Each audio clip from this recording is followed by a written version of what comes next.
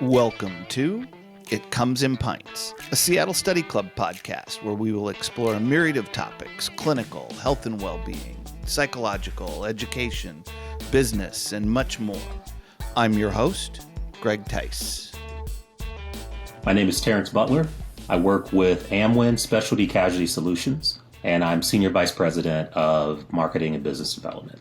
So I want to welcome everyone to It Comes in Pints, the Seattle Study Club podcast. We're joined today by Terrence Butler. Terrence, this podcast is really designed for Seattle Study Club members, people outside of the network, to bring information to them, new ideas. But the structure is really more like we were sitting in a pub, just having a conversation. So in order to set that up, we have drinks on every podcast. So, and I know I warned you in advance. So what did you bring to drink today? I brought with me my favorite variety of drink, which is tequila. But this particular tequila is Maestro Dobel Pavito. I don't know if you can see that in the camera or not. Very nicely blended Blanco tequila with some citrus, and it's got some cinnamon, some anise, some unique flavors. So it's a little different, but it's nice for a hot summer day. Oh, I love it. I love it. So this will be interesting to you. Literally got into a debate the other day with Gary. You know Gary, our CEO, very well, about whether tequila was for sipping or for shooting. And I said, if you've ever had real tequila, it is not for shooting. It is not a shooting. Crappy tequila you don't want to taste, so you shoot it. Exactly. Good tequila, you sip. That's exactly right. So what I brought today is a Japanese whiskey. It's called Hibiki.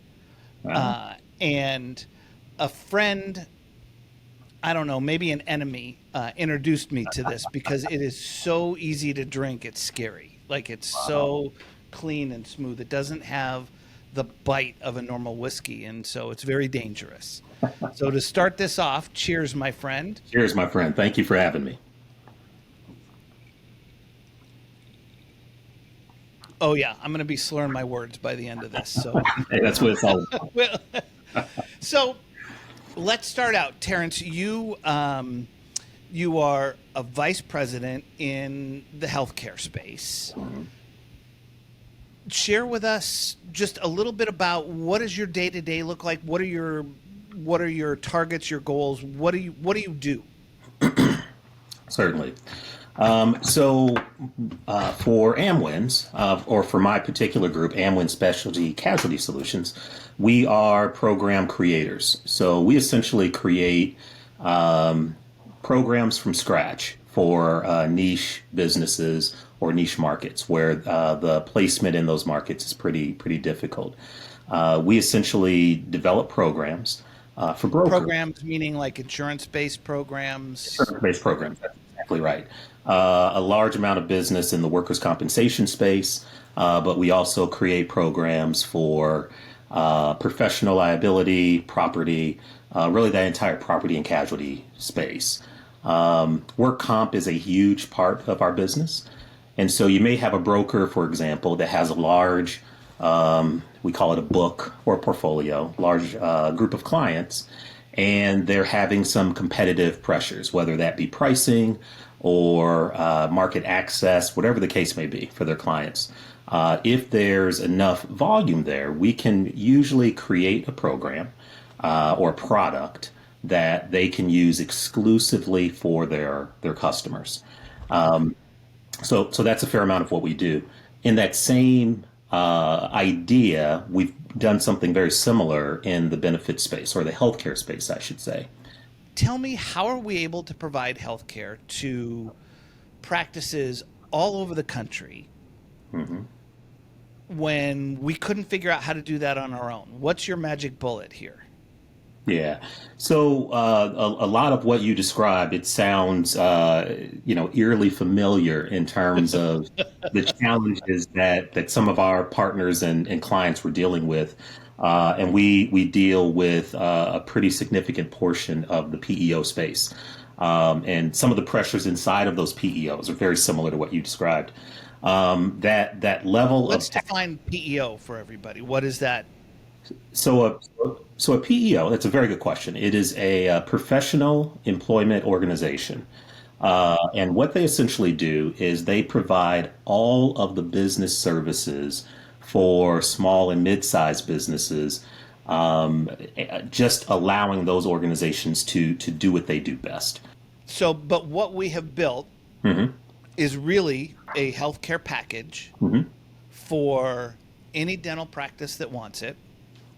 And that's all they need to, if they choose to participate, that's all they need. They don't need you to run payroll. They don't need you to do their HR or any of the other pieces. Is that correct? That's exactly right. And so that's yeah, that what you just described would certainly be the outsourced model that you would experience with a administrative service provider or organization or PEO. For this particular program, the Seattle Study Club healthcare program, it is we have removed those particular barriers, and I think your question was, what's the magic bullet? The magic bullet is that we're actually able to use federally regulated law or ERISA to leverage an existing self-insured plan. So there's tremendous savings if an organization can structure their own self-insured plan, but there's a scale of economy. You really have to be a certain size to effectively do that. So we can take a larger organization's plan and make that available to much smaller organizations, even as small as one employee. Healthcare is expensive. Like when I would look to provide healthcare for just Seattle Study Club employees in the state of Washington, it's outrageously expensive if the business is going to cover it or the individual or some combination thereof. What makes the program you've built for Seattle Study Club members stand out when it comes to controlling costs, in particular for employers, right? So if I'm a private practice owner and don't offer health care yet, because it's going to cost me $1,800 a month per employee to cover them. What stands out in what you're able to provide for our membership? Sure. By the way, I don't have a filter, which is why I'm like going right after you. So yeah, for sure. This is not my first time meeting you, Greg. I'm used to that, man. So I'm good. I'm good. That's a fair question. I think I would go to a couple of different things in terms of the cost advantages of this program versus the marketplace. The first one being something that I mentioned earlier is the fact that this is a self-insured plan. That's important to call out because if an organization can build and insure or reinsure their own program or their own offering, what you don't have in your expense load are things like the overhead, insurance company salaries. You don't have a premium line. You are truly managing and pricing your offering around utilization or claims, in other words, experience or claims. So that generally, in the industry, we kind of say a self-insured versus commercial plan is a cost savings equivalent to about 15%. Okay. So that's one pretty significant difference. The second thing that we've done is we have provided the core medical coverage that you would expect in such an offering, but we've created optional coverages that employees can choose to buy. That would be your voluntary life coverage. We're adding for next year dental and vision, and actually we're getting a sneak peek to adding that to providing that anyway for companies that are enrolling in 2025. A big one is the auto medical, and let me explain that. This is one of those differences that self-insured can do, which commercial generally cannot. There's some loopholes, which is if someone is injured in an automobile accident, a self-insured plan can require a member or an employee to rely on their auto coverage for any medical needs, and would encourage their employees to have adequate rates to or limits rather to take care of that potential risk. Auto medical coverage is not a part of our base plan. However, it's an add-on option that employees can purchase. So having that carved out to where it's not an immediate expense, one or two severe accidents could blow up the plan and make it make the rates rise in a way to where it just becomes less attractive and less affordable. Okay. So that type of thoughtfulness on some of those particular coverages has been added. We have a total of 9 plans available, that's quite a few. 3 of those plans do not include out-of-network coverage. 6 do, 3 don't. For those 3 plans, you still get comprehensive in-network coverage, but you can price it a bit lower because there's no out-of-network expense that's part of the program.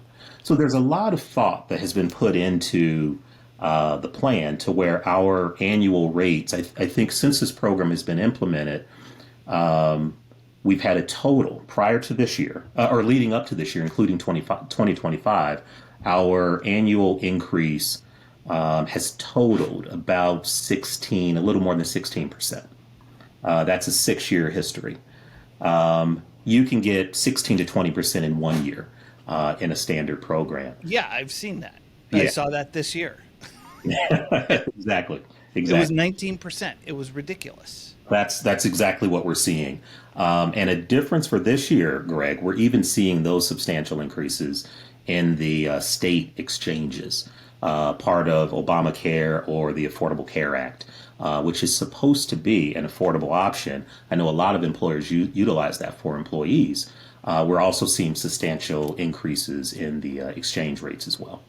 Yeah. So let's talk about that bigger picture a little bit, because the big beautiful bill was just passed, which will affect coverage from Medicare, Medicaid, will affect state level participation and pricing. What are you anticipating the fallout from that to be when it kicks in? What is it, about a year from now? Is that right? Yeah, that's right. Within the next year. That's exactly right. What I would expect, I think, in terms of the things that are receiving negative press in the news circuits, very little of that will affect the commercial market and will affect what we're doing in this self-insured program. You are correct. A lot of that will have a much more difficult effect on the social program. So you have Medicare and Medicaid as 2 examples. For this program, there might actually be, well, there's one other. For some employers whose employees utilize the exchange. This is where I was asking, yes. Got you. Okay. So there's some anticipation that certain subsidies may be taken away, or some advantages to utilizing the exchange, the state exchanges. Those will dry up to where insurance companies are going to have to figure out how to make up that subsidy or the impact on their financials.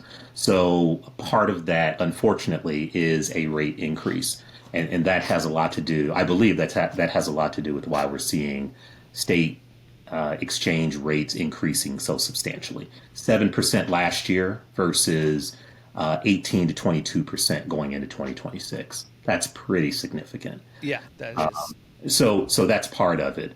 But for this program and its impact on its members, the impact would be minimal. There are some benefits that I do believe this will open up. There's a fairly new product in the marketplace referred to as ICRA. Not sure if that's a phrase that is familiar to you, or an acronym. Individual health. It's an individual healthcare product that is intended for an employer who does not want to provide a full-fledged healthcare program to their employees. If you're over 50 employees, you're required to provide a healthcare offering, and an ICRA can assist you with that. But smaller employers are doing it as well. You can provide the equivalent of a stipend or a certain amount of money to employees, and then allow them to use that money to purchase insurance wherever they want to. Many of those employees purchase from the exchange. That is a very specific program that generally works for employees whose salaries are, they would have difficulty affording insurance otherwise. The big beautiful bill it's indicated that it's going to make it possible for employers to have a ICRA program and a group program, which will essentially provide employers some more flexibility and potentially some more cost and tax savings. So that's an area that we're paying pretty close attention to as well.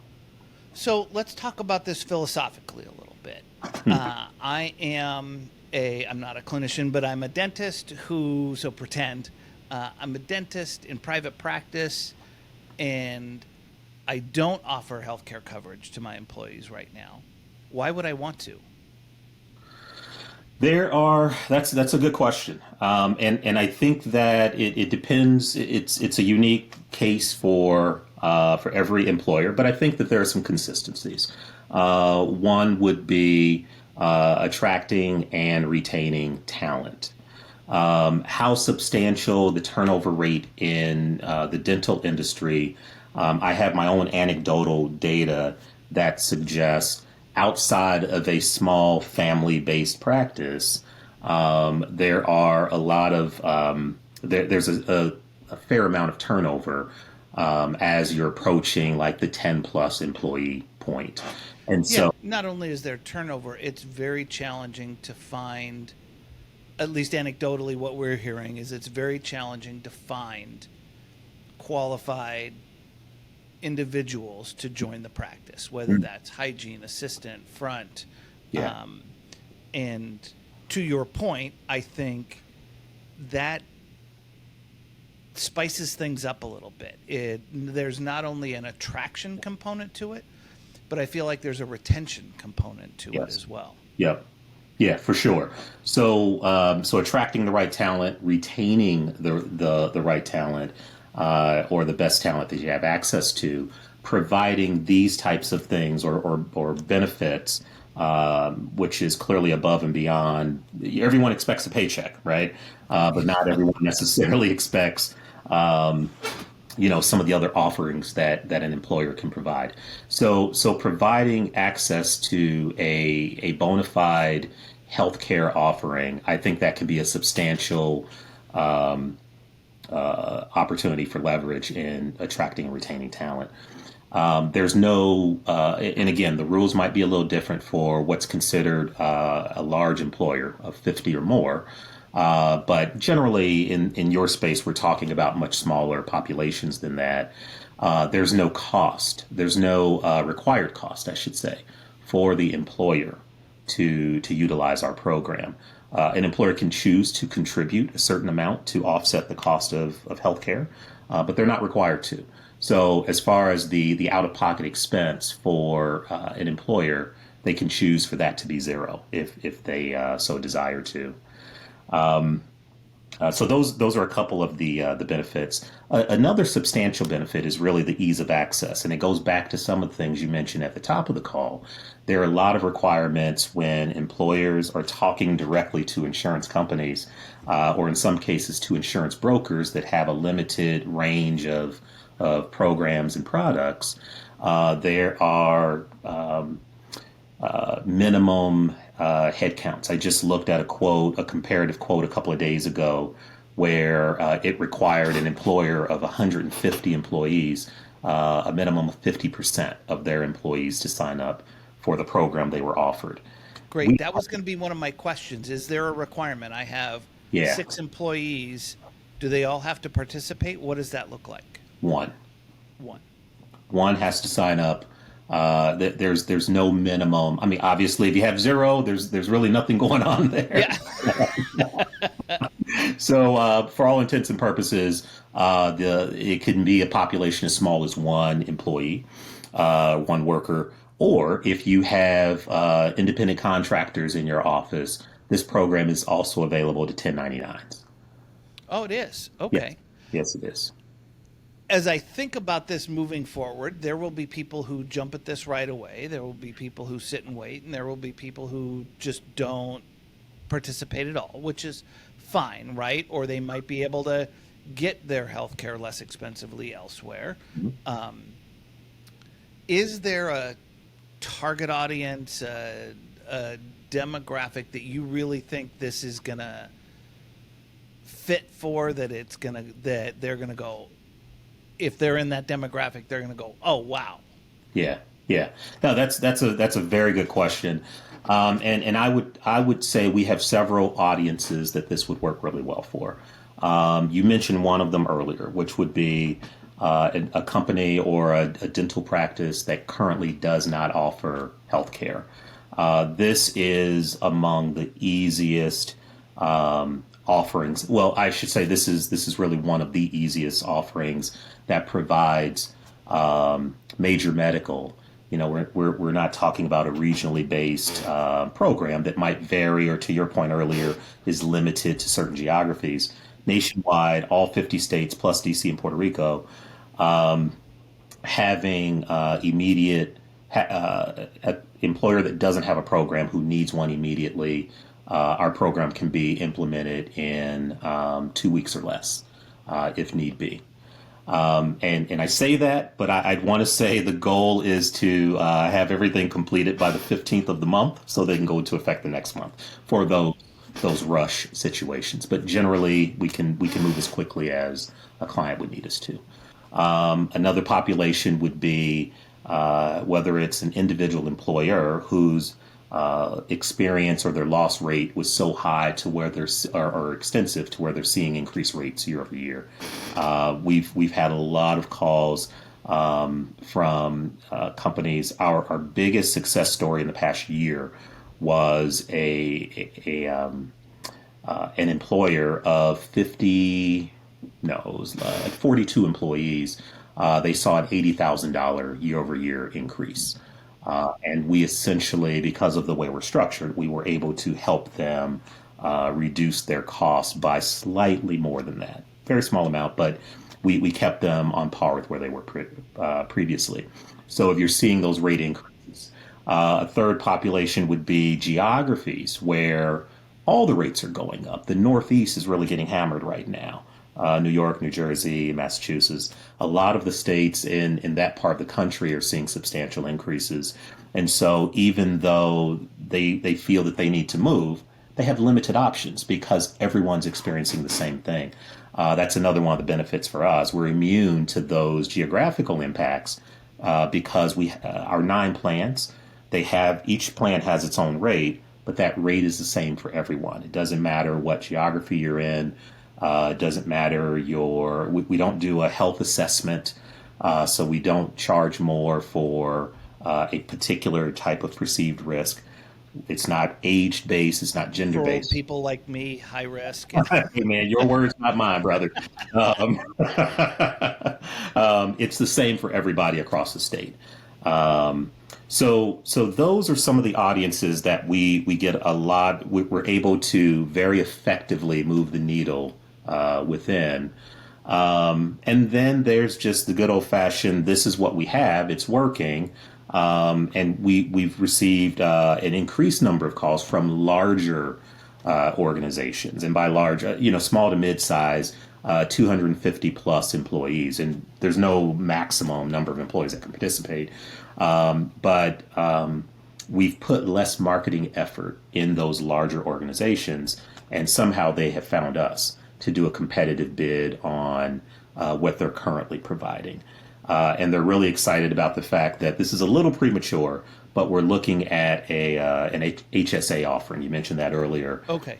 To be effective 1/1/26, where this program works really well for your average paid workers, HSA is incredibly attractive to higher wage workers because there's substantial tax benefits for them in that regard. So those are some of the audiences that we've been able to attract. It's not industry specific, or you know what I mean, that it's not or for one, we will accept any industry. It's more where they're receiving the competitive pressure and have limited options to go to. So you were recently, sort of last question, and we'll do some wrap up and that kind of stuff. Sure. But you were recently with us in Nashville at our Directors Summit. And I know I saw you in multiple private conversations with people. What were some of the common questions you were being asked? Were they just clarifications? What were some of the things that you were being asked, maybe that I haven't asked yet? For sure, for sure. And there were some things that didn't come up today, which may be part of the promotional literature, and that was really intriguing to your members. It's the uniqueness of the fact that we're offering a healthcare plan that is built and insured by an existing organization. So in us looking at that particular, or in looking at how to effectively do that with this ease of access, there is we've chosen to build this around an existing trade union. And part of the entry to accessing the program is to acknowledge what is called associate membership, and the fact that a portion of the what is traditionally known as a premium. We don't call it a premium because this is not a commercial program. We call it a contribution. What is a small portion of that contribution? It's like $36 or $38. It goes to that union. So, as an associate member participating in this program, it gives you access to any health and wellness programs that are offered. There's no traditional union membership. There's no strikes. There's none of that for the employer or the Good. employee. Okay. And that's something. I think that would be a valid concern from Yeah, someone, for right? sure. And I'm glad you addressed that Yeah, because yeah. That is not something that we'd want someone to be surprised about.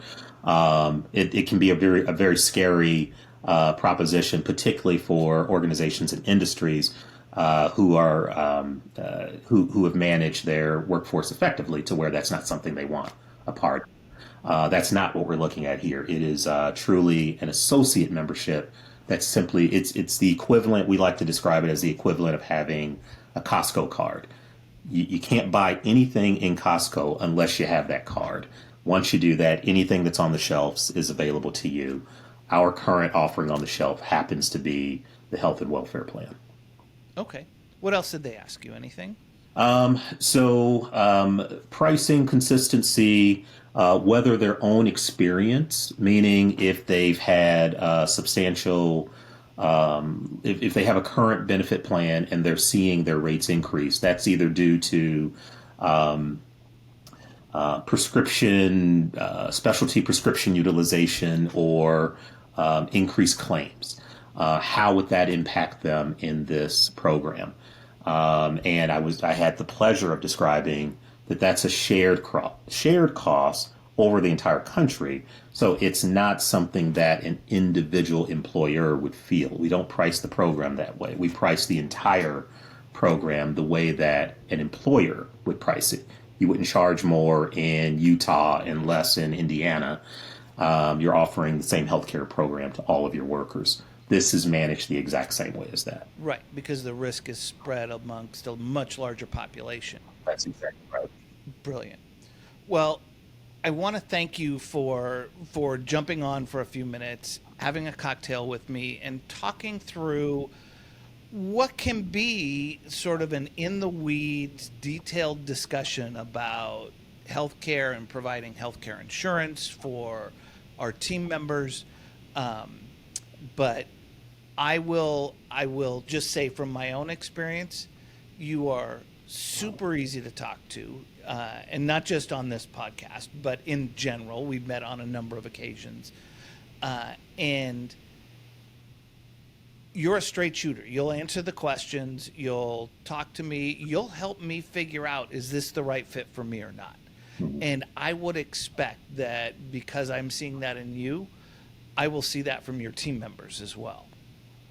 For sure. Well, cheers, my friend, and thank you very much for joining. Thank you, brother. I appreciate it.